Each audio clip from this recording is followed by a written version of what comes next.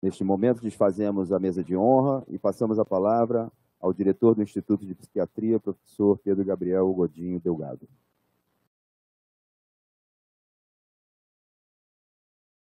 Obrigado a todas as pessoas. Eu tenho a honra agora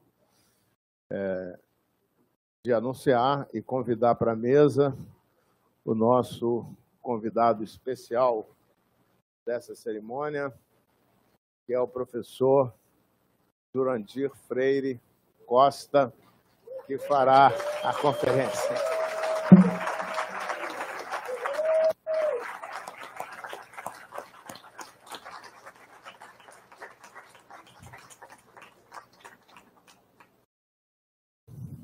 Antes de passar a palavra para o professor Jurandir, anunciar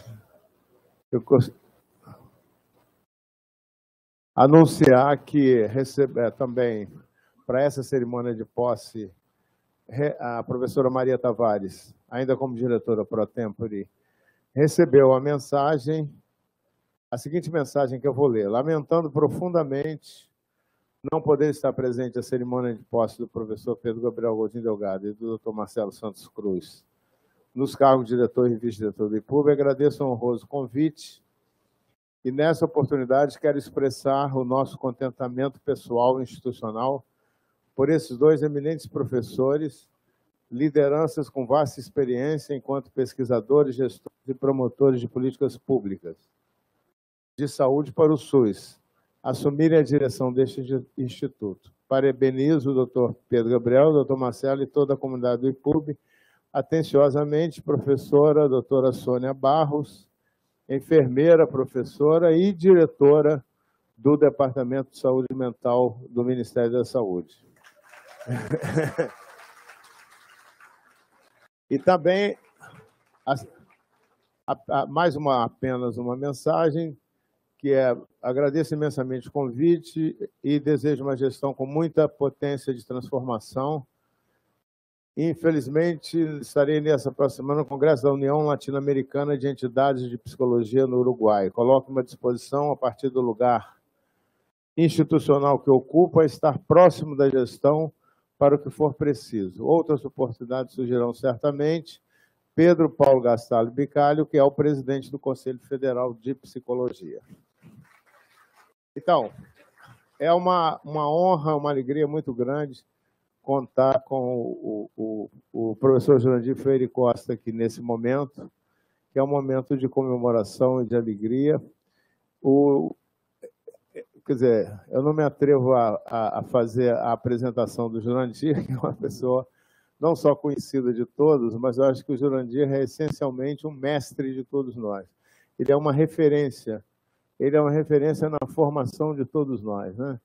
Então, por isso eu fiquei muito feliz quando a Maria me comunicou que o Jurandir poderia estar presente aqui com a simpatia, o brilho de sempre, tá? Para alegrar esse momento de celebração. É um momento de celebração, né? Um momento de alegria aqui no IPUB. Então, Jurandir, você tem a palavra.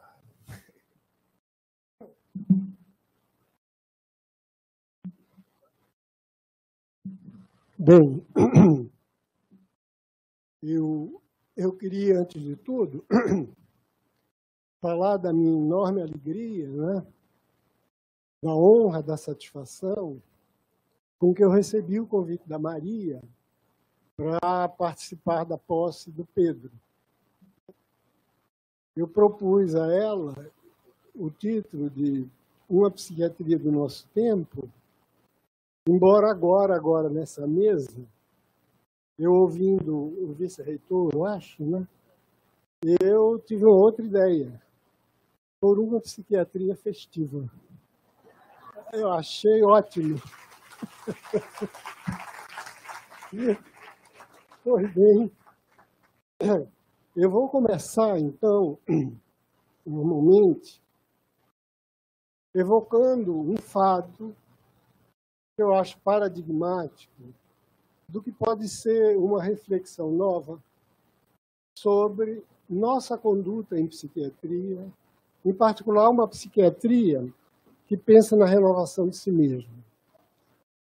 Há 50 anos, mais ou menos, no dia 26 de fevereiro de 1973, as ruas de Trieste testemunharam um cortejo particularmente singular. Um enorme cavalo azul, feito de madeira e papel machê, ele desfilava pelas ruas, acompanhado por internos dos hospitais psiquiátricos local, do Hospital San Giovanni, trabalhadores de saúde mental, jornalistas, estudantes e parte da população local. O Cavalo Azul, ou o desfile do Cavalo Azul, rapidamente tornou-se sinônimo de uma espécie de ruptura com o sistema de alienação, o sistema fechado da psiquiatria, mas também uma espécie de ícone de todos aqueles que lutam por um mundo mais justo, um mundo mais igual, um mundo que seja mais parceiro e mais solidário entre todos aqueles que têm a convivência do comum, a convivência da vida em sociedade. Esse episódio do Cavalo Azul, e o Cavalo Azul, evidentemente, tinha nome e sobrenome. O sobrenome dele era Franco Basaglia. E, evidentemente, com Franco Basaglia, a gente tem tudo aquilo que a gente hoje, em grande parte, deve à psiquiatria emancipatória brasileira. As lutas antimanicomiais, a reforma psiquiátrica, a Lei Paulo Delgado e, efetivamente, a ação do Pedro e de todos os seus amigos e colegas daquela geração. Uma geração que tinha profundamente guardada nela a ideia de que não pode haver cisão, não pode haver corte entre a aspiração do homem à emancipação e aquilo que ele pode fazer científica, disciplinarmente, dentro do quadro da psiquiatria. Pois bem, quando eu penso numa psiquiatria do nosso tempo, eu penso justamente numa psiquiatria que é capaz de repetir esse gesto. Talvez não de uma maneira tão suntuosa, tão cerimonial quanto a Marcha do Cavalo Azul, mas no dia a dia dos seus projetos. O que quer dizer, então, uma psiquiatria do nosso tempo e uma psiquiatria do seu tempo? Em primeiro lugar, uma psiquiatria do seu tempo é uma psiquiatria do tempo presente. Mas o que é uma psiquiatria do tempo presente? Uma psiquiatria do tempo presente, aparentemente é banal de dizer, mas é extremamente difícil de pensar. O que é o presente, por exemplo? E, dada a dificuldade, eu vou me permitir usar livremente e citar uma das mais geniais e criadoras mentes que a cultura ocidental, não estou falando aí da cultura africana, nem asiática, nem dos povos originários, mas pelo menos essa com a qual a gente se familiarizou, ou foi colonizado, dependendo da interpretação, uma das mais geniais mentes é a de Santo Agostinho. Que é que Santo Agostinho, ele diz sobre o presente nas Confissões. O presente, diz Santo Agostinho, é a relação dialética entre o presente do passado, a memória, o presente do futuro, a espera, e o presente do presente, a atenção. Evidentemente, o passado como o futuro informam a atenção presente. Essa atenção presente, contudo, ela pode ser desviada de seu objetivo, que é estar atento às circunstâncias, atento ao momento vivido, e ser arrancada desse tempo pulsante para ser transformada, dizia ele, em instante. O instante, então, é a parte do tempo arrancada do seu fluxo, da sua duração vivida, e transformada em esquema fixo, congelado, fossilizado de compreensão intelectual. O instante é uma fotografia que teima persistir em cartaz, apesar de envelhecida, demarcada pela datação da circunstância em que se viu. Uma psiquiatria de seu tempo, portanto, tem que ter o primeiro cuidado de não confundir o instante teórico, o instante conceitual, com a experiência do seu tempo. De onde vem, se vocês quiserem, eu diria, a inteligência do Basaglia. É ter percebido, então, que esse instante, que pode se tornar em protocolos, dogmas, princípios, teorias canônicas consagradas pelo uso ou pelo poder, foi aplicar a esse instante aquilo que formou seus primeiros passos intelectuais, que foi uma extrema fidelidade à fenomenologia. Basaglia, então, teve como primeiro movimento teórico, primeiro, colocar entre parênteses o saber canônico e perguntar duas vezes, é isso mesmo? Em segundo lugar, perguntar se experiência e representação dessa experiência, elas coincidem, elas são consistentes, elas têm coerência. Em terceiro lugar, aprender pela empatia a colocar-se no lugar do outro, ao invés de torná-los um objeto de uma observação moralmente neutra. Com esses instrumentos diretamente derivados da filiação fenomenológica de Basaglia, ele chega a um segundo passo. Que segundo passo é esse? Esse passo epistêmico, uma vez dado, ele parte, então, para o segundo passo, que eu chamaria de passo ontológico. O que é passo ontológico? O passo ontológico é, com essas direções, com esse paradigma fenomênico na cabeça, com esse perguntar o que é que a gente fala quando a gente está falando de doença mental. Para que referente? Acerca do que se usa esse termo? Ao perguntar, então, qual a coisa que corresponde a essa palavra, ao interrogar fenomenologicamente essa coisa, ele desloca a psiquiatria da doença para o sofrimento. Ao deslocar a psiquiatria da doença para o sofrimento, a grande categoria basaliana, ele troca também toda a hierarquia de termos utilizada para valorizar, para credenciar a psiquiatria como saber legítimo na abordagem da doença mental. Uma vez que você se serve do sofrimento, você deixa o terreno do normal e do patológico, da doença e da saúde. Você entra no terreno da normatividade psíquica. E o que é a normatividade psíquica? A normatividade psíquica, no sentido de Canguilhem, e eu sei que dizer esse nome é evocar aqui a formação de 80% dessa plateia, pois bem, a normatividade psíquica é aquela descrita por Canguilhem como a capacidade que tem o organismo de criar novas normas de ajustamento a um meio inevitavelmente infiel.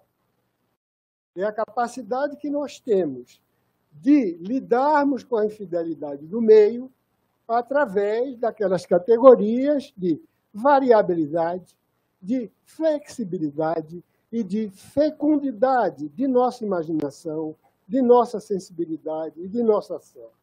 Esse é o padrão de normatividade que, transposto para o terreno da psiquiatria, significa normatividade psíquica. Com essa normatividade psíquica, com essa riqueza de ajuste e reinvenção de si na relação com o outro, a gente passa a ter outra escuta do sofrimento. Em primeiro lugar, a escuta do sofrimento não é a escuta de um sintoma. A escuta do sintoma é uma escuta que procura conciliar, de um lado, traços, sinais, espectros, síndromes, transtornos, de um lado isso, e de outro lado, uma vida que é lida, que é interpretada de forma a coincidir com as hipóteses levantadas que já estão previamente estabelecidas como corretas. A psiquiatria de sintomas seria mais ou menos a psiquiatria que tentaria pegar um quadro de Picasso e colocar volume e forma, ajustar de tal maneira que aquilo pudesse ser, se você quiser, homogeneizado sem resto. Sem resto. O resto é que deixa o mal-estar e o narcisismo profissional. O resto é que deixa a falta, o buraco, a lacuna, em tudo aquilo que dá ordem do real, ou em tudo aquilo que na ordenação simbólica da cultura não nos permite ter um controle narcísico onipotente. A psiquiatria ou a clínica do sofrimento é diversa. Ela depende basicamente e fundamentalmente da autoria de quem sofre. Dito em termos epistêmicos, dos relatos em primeira pessoa. O relato em primeira pessoa é indispensável em dois sentidos. O primeiro é que o relato do sofrimento é que permite que uma dor incomunicável, por quanto sentida de forma original e irrepetível, possa ser transformada em apelo ao outro. O relato do sofrimento é o que pode dizer ao outro aquilo que o sujeito sente. O sofrimento ou a dor, por sua própria natureza, ela é um ataque à intencionalidade. O sofrimento e a dor, por natureza, ele faz com que o sujeito reflua o seu investimento de atenção, tire o seu investimento de atenção ao outro para si próprio, para o corpo, para a dor psíquica. No relato, o processo é invertido, ele é revertido, e o retorno à comunicação começa a se dar, criando as pontes para uma ação solidária entre o parceiro do diálogo. Em primeiro lugar, isso. Em segundo lugar, o sofrimento é algo que permite que o sujeito pense sobre si. Retirar da pessoa a capacidade de pensar sobre o sentido do que sofre, sobre a expectativa do final do sofrimento, sobre a maneira como ele se coloca na vida, sobre a disponibilidade ou não, retirar dessa pessoa essa capacidade é fazê-lo funcionar de forma subhumana. O pensamento sobre a dor faz parte do núcleo ético do sujeito desejante. Karen Blix dizia: toda dor pode ser suportada se colocarmos numa história ou contarmos uma boa história sobre ela. Onde a dor, a história de si. Onde se tira do sujeito a possibilidade dessa história de si, as perguntas bem feitas ao mal feito que eles podem fazer, nós veremos, o resultado é o que Ricoeur chama de desastre narrativo, o resultado é terra arrasada na comunicação humana e sempre que ocorre a subtração, a sonegação ao sujeito da possibilidade de falar de si, nós estamos num quadro cultural e psicológico perigoso, delicado, instável e sujeito a distorções das mais graves consequências. Pois bem, o Bassalha, ao colocar, em primeiro lugar, a ideia de rever todos os esquemas dos instantes teóricos ou conceituais, congelados em dogmas, princípios, receitas ou protocolos, e tidos como universais e perenes, representantes de regras de funcionamento psíquico, abstratas e acima de qualquer contexto. Esse primeiro passo epistêmico seguiu-se do deslocamento do olhar para essa clínica do sofrimento. Na clínica do sofrimento, então, você começa a olhar qual o conjunto de fatores que podem ajudar o sujeito a recuperar sua normatividade. Eu uso esse termo, insisto, porque eu acho que ele é realmente o termo adequado para a gente falar quando se trata de se referir a anomalias psíquicas e anomalias também no sentido candelemiano, anomalia, variação individual sobre um tipo específico, anomalia não é monstruosidade, não é patologia, não é teratologia. Anomalia é a variedade inevitável e desejável da vida. Temos, então, a ideia da normatividade para que nós possamos falar eticamente da variedade, da infinita beleza, da infinita riqueza da variedade humana. Pois bem, uma clínica do sofrimento vai, então, mobilizar todos os elementos que possam estar à disposição na tentativa de ajudar, de cooperar com o sujeito para que ele encontre uma homeostase que lhe seja desejável, favorável, segundo a definição dos seus próprios desejos ou princípios. Muito bem, ao fazer isso, Basaglia também, como exemplo de uma psiquiatria fiel ao seu tempo, Basaglia, ele mexeu na hierarquia de cuidado. O psiquiatra deixou de ocupar o proscênio, deixou de ser o protagonista, enquanto que todos os outros elementos eram contingentes, eram figurantes. O psiquiatra, ele começa a ser um parceiro num circuito, efetivamente, muito mais rico de donatividade, de doação, de percepção, de troca com o usuário, com o atendido, com aquele que se beneficia com esse tipo de acolhimento. Isso significa que a psiquiatria, a psiquiatria tem seu papel rebaixado diante de outros profissionais ou de outros participantes em absoluto. A psiquiatria se torna mais democrática, desde o início de sua percepção até na sua ação. O psiquiatra vai continuar. Os saberes que cercam também a história da psiquiatria vão continuar absolutamente válidos.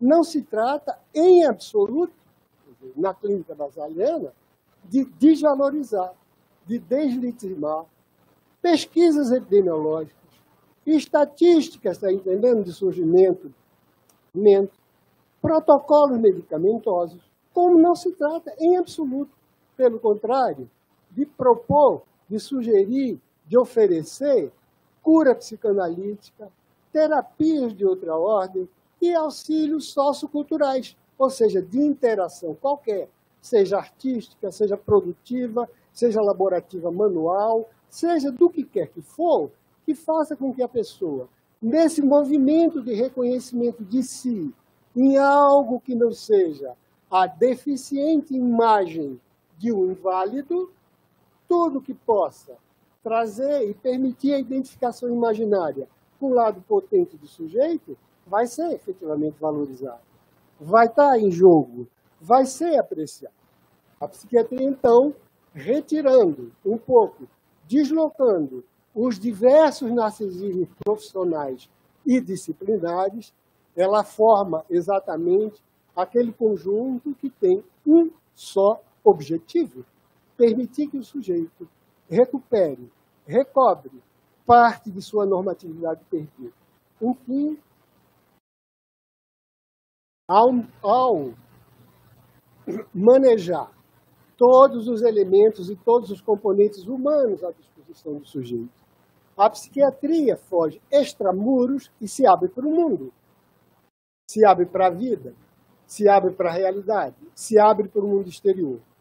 Se situando entre o psíquico e o sociocultural, a psiquiatria torna-se mais desinibida. Ela não tem medo de atravessar fronteiras. Ela não tem medo de falar do social em termos psíquicos, nem do psíquico em termos sociais. Ela ouve Freud, quando, a partir da psicologia da vida cotidiana, entendia o que era o fato patológico e o fato cultural e vice-versa. Ela perde, se vocês quiserem, esse escrúpulo metodológico que nada mais é que reserva de saber, que nada mais é corporativismo da especialização, que nada mais é do que tentativa de reter, em nome de poder, ou em nome do poder, alguma coisa que devia pertencer a todos, que é o conhecimento humano. Em particular, o conhecimento emancipatório. Em particular, o conhecimento que liberta. Sem citar um portal que existe nas redes sociais. Muito bem, uma vez que a psiquiatria se desinibe, ela faz, por exemplo, o que Basaglia fazia. Ao estudar os casos e a debater os casos, ele via nas pessoas que estavam ali problemas de causalidades ou razões, a gente pode discutir epistemicamente, não importa, de ordem orgânicas, físicas, psicogênicas, familiares, culturais, sociodemográficas, socioeconômicas, o que quisesse. Tudo aquilo que produzisse sofrimento faria com que você fosse capaz de ativar em benefício daquela pessoa que estava precisando recuperar a possibilidade de exercer autonomamente o livre pensamento e a espontaneidade no agir, que é o coração de nossa vida. Pois bem, vejam só, nesse procedimento, ele não tinha medo de sujar as mãos. Ele não tinha medo de arriscar. Quando ele escreveu, por exemplo, A Maioria Desviante com a Franca Basaglia, um livro conhecido, para tratar da figura do desviante nas sociedades europeias recém-industrializadas e que, apesar de todo o benefício incomparável em relação ao mundo das políticas social-democratas, ainda assim, com todo o valor que aquilo teve, produzia efetivamente resíduos de uma máquina produtiva voltada efetivamente para a maximização do lucro e sem nenhum compromisso ético. Deixava de fora desviantes. O que é que Basaglia se serviu para mostrar como uma máquina de tal ordem? Ela, inevitavelmente, está comprometida com a produção de desviantes que deveriam ser inseridos a título de cidadão à parte inteira. Ele se serviu da experiência dos internos. Ele se serviu das experiências dos internos, naqueles célebres estudos que você teve de Goffman, ou outros contemporâneos de Basaglia, para mostrar como não se dá, não pode acontecer uma máquina destinada a produzir riqueza e que coloca em segundo plano a distribuição, é incompatível com a produção automática de cidadão à parte inteira. Tem que haver qualquer coisa. Tem que haver um gesto político, tem que haver um gesto cultural, tem que haver uma adoção social que diga, não, esse aqui também tem direito. Pois bem, Basaglia dizia isso sobre um fenômeno social, que era o desvio, a partir de uma experiência do hospital psiquiátrico, do São Giovanni e do outro que ele viveu em Gorizia. Pois bem, a mesma desinibição ele tinha, ou a mesma desinibição, eu acredito, que nós, hoje em dia, podemos não imitar. Uma psiquiatria do seu tempo, ela não replica. Uma psiquiatria do seu tempo é aquela que se procura inspirar em exemplos e não modelos. Exemplos não são para serem copiados. Exemplos são para serem vistos. Exemplos são para serem retificados e superados, se necessário. Quando eu estou chamando Basaglia, é porque eu sei da enorme importância que ele tem em todo mundo que está aqui, na vida profissional, em particular na vida profissional do Pedro, em particular na vida profissional de tantos colegas que a eles estiveram ligados em todo esse movimento. Pois bem, Basaglia, uma vez que estava sintonizado com a psiquiatria do seu tempo, ele pôde catar uma categoria, que é a categoria de classe, e privilegiá-la quando se tratou de analisar a origem social do governo. Na Europa de Basaglia dos anos 60, a classe era uma meta-identidade que o sujeito portava usada como categoria para falar de todos os excluídos. A identidade de classe, hoje, no Brasil de hoje, na psiquiatria de hoje, é alguma coisa que mudou. Não há como imaginá-la como subsumindo toda sorte de excluídos. As desigualdades são plurais. Os sistemas de opressão variável e alcançaram, muitas vezes, sutilezas absolutamente truculentas. Isso, uma psiquiatria de hoje tem que considerar. Não basta apenas aplicar o crivo de classe ou de exclusão socioeconômica para poder considerar fonte de sofrimento social das pessoas assistidas, dos usuários do campo da psiquiatria. Isso significa que a psiquiatria virou uma tudofagia, que tudo que existe ela vai e engole, e depois, ao ficar efetivamente intoxicada de tanto assimilar problemas que ela não sabe como mastigar, ela acaba paralisada. Esse temor ou essa acusação é algo que não funciona quando a gente entende a história concreta do que se passou. Até agora, o enriquecimento e a pluralização da psiquiatria, em absoluto, resultou em paralisia. Em absoluto, resultou em ineficácia, em inação.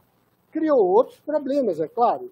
Outros problemas que nós somos chamados a resolver e que hoje depositaram nas costas do Pedro uma dessas possibilidades. Mas, efetivamente, não se trata de tudofagia. Se trata de você entender a responsabilidade do seu tempo quando você está mergulhado em situações históricas, em particular em situações históricas de urgência. Hoje, nós vivemos um desses períodos. Nós acabamos de viver um período de trevas socioculturais absolutamente excepcionais, mesmo para pessoas de minha idade. Eu nunca havia vivido, minha geração também, um tal teratologia social, um tal fenômeno, se vocês quiserem, de assalto à civilização, de assalto aos ideais emancipatórios, de assalto à nossa frágil democracia. Essa excrescência deixou rastros que ainda estão bem vivos. Infelizmente, ainda passeia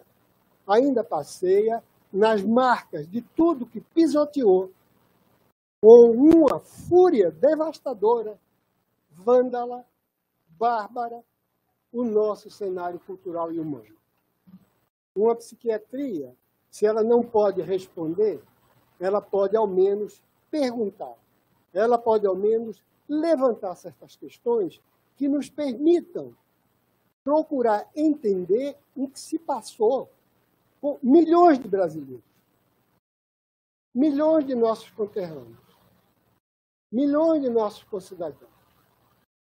Dessas perguntas, eu me permiti, como exercício de uma psiquiatria do seu tempo, fazer pelo menos duas.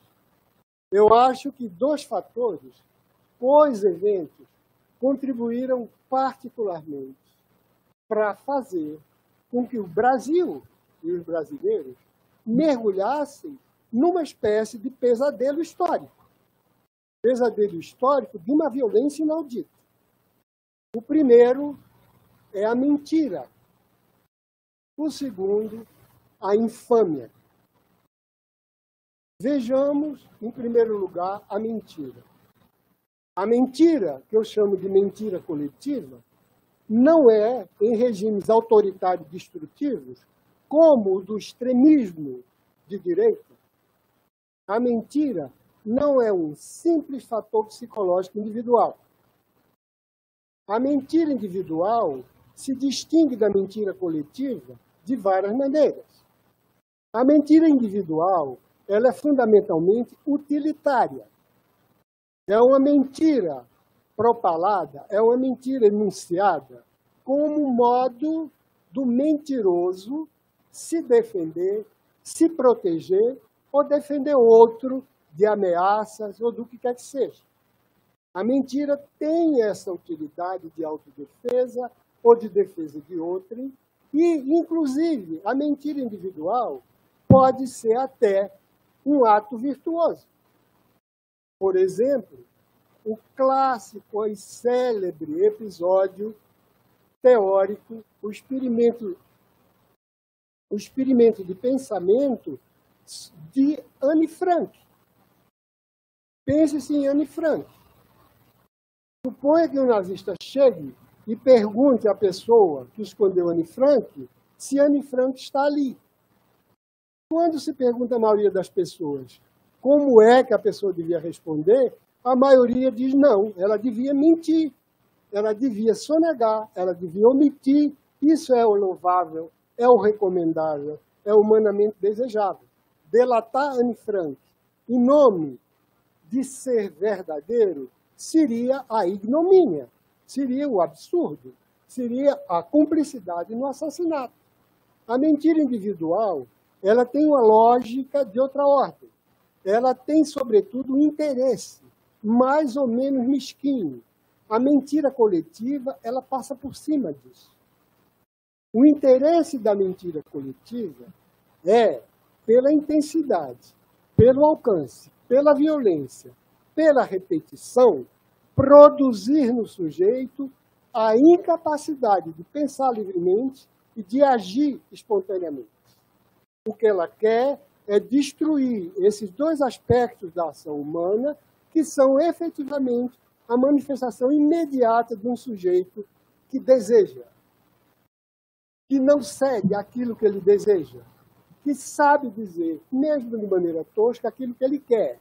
A ideia e a função da mentira é ela conseguir chegar a um ponto tal que a pessoa não queira pensar. Que ela não queira pensar por uma condição de conforto narcísico, de um sombrio estado de quietude, onde ela não terá trabalho psíquico de imaginar ou de confrontar o fato e a ficção, a verdade e a falsidade. A mentira, então, ela visa a produzir credulidade. O resultado da mentira, o resultado da monstruosidade sociocultural da mentira, é a produção em massa de sujeitos crédulos. O que é o sujeito crédulo? É o sujeito incapaz de duvidar da informação que recebe. Ele tem uma chave de interpretação. A chave de interpretação é o supersentido. Tudo o que acontece já está previamente explicado. E qual é a explicação? Um grupo maligno que conspira contra o cidadão honesto, simples, de bem, está inventando narrativas, inventando teorias sobre qualquer coisa que não são realidade. A realidade, eu sei, é o que o líder do fanático, é o que o assecla do fanático, é a que a hordas de bárbaros dizem que é.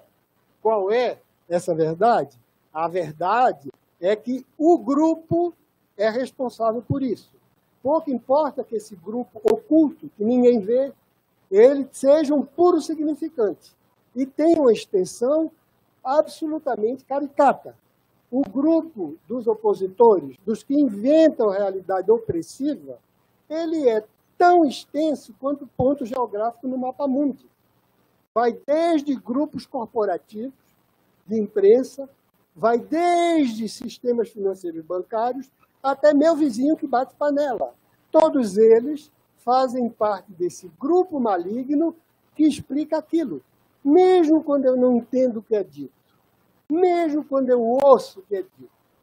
E aquilo confronta as evidências, aquela evidência confronta a minha crença, de imediato eu atribuo a esse grupo a ideia de que tem qualquer coisa. Ou então, tem uma verdade enigmática que me será comunicada na próxima live ou no próximo WhatsApp. Agora, eu não tenho condição de pensar, não quero pensar, porque eu quero efetivamente continuar no meu conforto narcísico que a credulidade me assegura.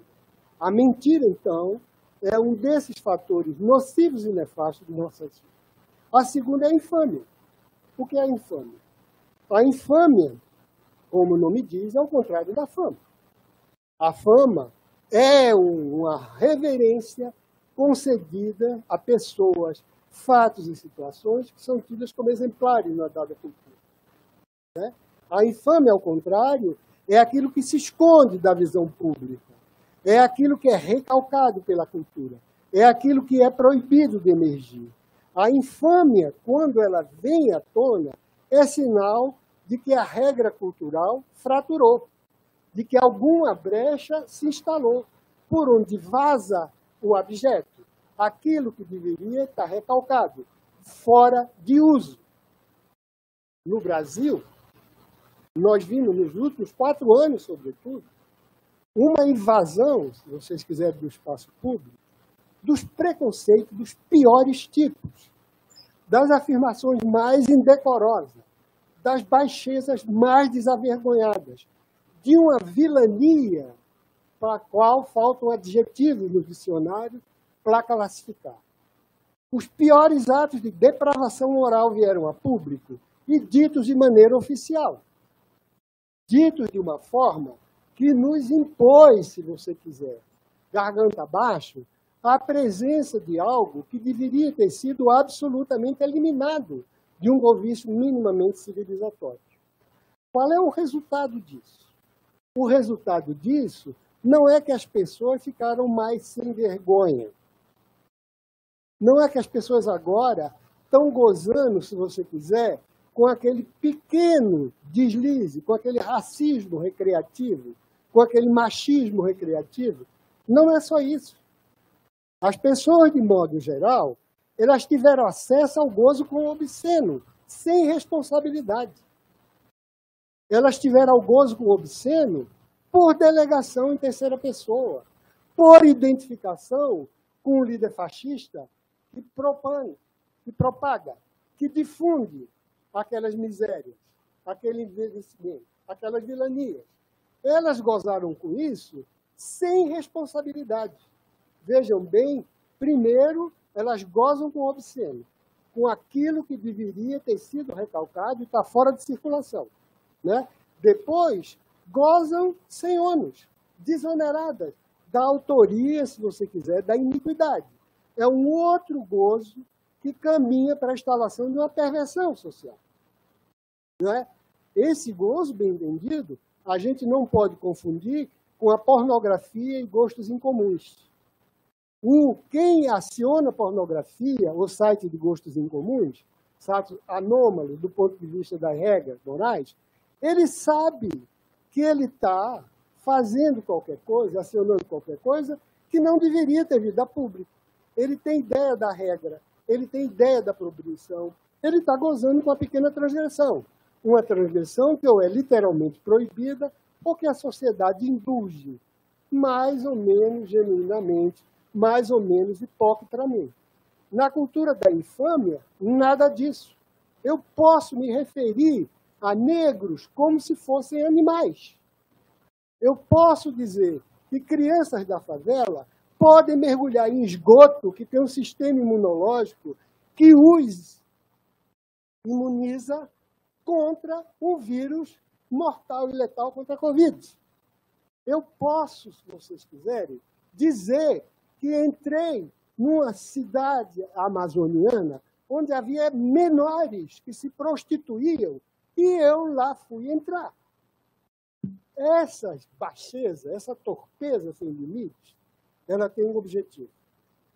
Ela tem um objetivo, e o objetivo é dizer: se tudo é possível, tudo pode ser destruído com a complacência de todos. Abaixo dessa linha de decoro, você já não tem mais um sujeito. Um sujeito que pensa, um sujeito que age, um sujeito eticamente comprometido com suas sociedades. Você tem uma espécie de multidão que se comporta de uma maneira absolutamente curiosa. Quando a gente pensa em defesas psicanalíticas, é difícil exatamente localizar de que se trata. É um desmentido, como no fetiche? Não necessariamente. É um recalcado que retorna? Não necessariamente. É uma pura dissociação de consciência? Não necessariamente. Você tem um sujeito que dissocia seus atos e desejos de uma maneira absolutamente curiosa. De um lado, no nível do imaginário, ele é perfeitamente adaptado e conhece a situação. Ele sai para comprar pão, ele vai trabalhar, ele cuida da saúde. Do outro lado, ele tem a realidade como inimiga do seu pensamento. Ele não a distorce com a realidade delirante. Ele não a nega completamente. Ele se torna hiperestésico. Ele se torna incapaz de sentir a realidade no seu peso simbólico. Uma charge de um jornal francês, durante esse período das últimas manifestações pró-candidato da ideologia de extrema-direita, candidato direitista, pois bem, extrema-direitista, uma charge de estudo. Um grupo de brasileiros com camisa da seleção portavam uma bandeira que dizia abaixo a ditadura da realidade. Efetivamente, essa incapacidade de você lidar com a realidade como se fosse seu mundo, essa capacidade de sair do mundo enquanto guarda alguns aspectos da vida que parecem comuns a nós todos, comer, andar, trabalhar, cuidar da saúde, faz com que exista uma dissonância cognitiva no grupo que não está no aquário da credulidade e da infâmia. Essas pessoas parecem viver num estado de consciência segundo, onde parece estar debaixo de efeito de sedativos ideológicos que os transformam em zumbis.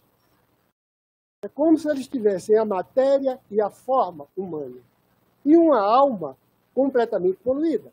Essa capacidade de você perder a habilidade de distinguir entre o bem e o mal, ela não é brasileira, ela é humana e pode se manifestar não apenas debaixo de regime totalitário, mas em outras ocasiões. Eu vou dar um exemplo que é do C.S. Lewis. Para quem não conhece, pouca gente conhece, C.S. Lewis é um grande pensador católico, um intelectual inglês dos anos 30.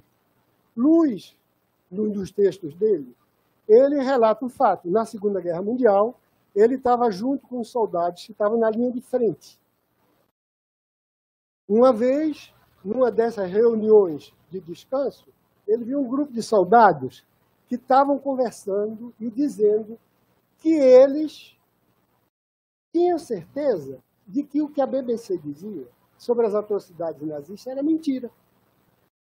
Que aquilo era dito para estimulá-los a continuar em combate. E aí vem o que Lewis pensa, o que faz com que Lewis se espante. Mesmo sabendo disso, ele dizia que não se importava de maneira nenhuma. Que a mentira, a verdade, o bem e o mal, para eles era igual. Eles estavam ali cumprindo um mandato, que eles estavam ali obrigados a cumprir uma tarefa e que eles o fariam, assim como Arendt descreveu Eichmann fazendo a tarefa de levar os judeus os fornos crematórios. Essa capacidade que nós temos, então, de abrir mão do direito de pensar e agir e do direito de discriminar, essa capacidade de criar crédulos e cínicos é qualquer coisa que a psiquiatria devia estar atenta, relembrar. Não custa evocar aqui que os primeiros seres humanos trucidados pela bestialidade nazista foram os doentes mentais, os pervertidos, os degenerados. Eles começam com o desrespeito moral. Eles começam com a aniquilação do sujeito da capacidade de discernir entre o bem e o mal. Eles terminam pela destruição física de todos que não entram na ideologia louca de que a humanidade é só uma e essa tem o direito de viver. Nesse momento em que Pedro toma posse aqui, junto com os amigos e colaboradores deles nessa campanha, e vão continuar juntos na condução dessa instituição. Eu acho extremamente útil relembrar o exemplo de Bassalha para que nós possamos continuar confiantes nessa capacidade restauradora que nós temos. Arendt diz, é uma das minhas pensadoras preferidas, né, que o homem, embora deva morrer, não nasce para morrer. Nasce para recomeçar, para agir, para dar início ao novo. Alguns já disseram que otimismo é a esperança que nunca conheceu lágrimas. Pois bem, pode ser. Eu prefiro, no entanto, evocar aquilo que foi dito sobre a medicina quando eu entrei na faculdade, que foi anteontem, no primeiro dia de aula, com o primeiro professor. Ele abriu os trabalhos dizendo: em medicina, ni toujours, ni jamais. Em psiquiatria, ni toujours, ni jamais. Eu quero dizer, Pedro, eu estou muito feliz de você estar aqui. Parabéns a você, parabéns a todos. Enquanto vocês estiverem nesse comando, eu tenho certeza que o bloco do Cavalo Azul vai continuar nas ruas. Tá bom?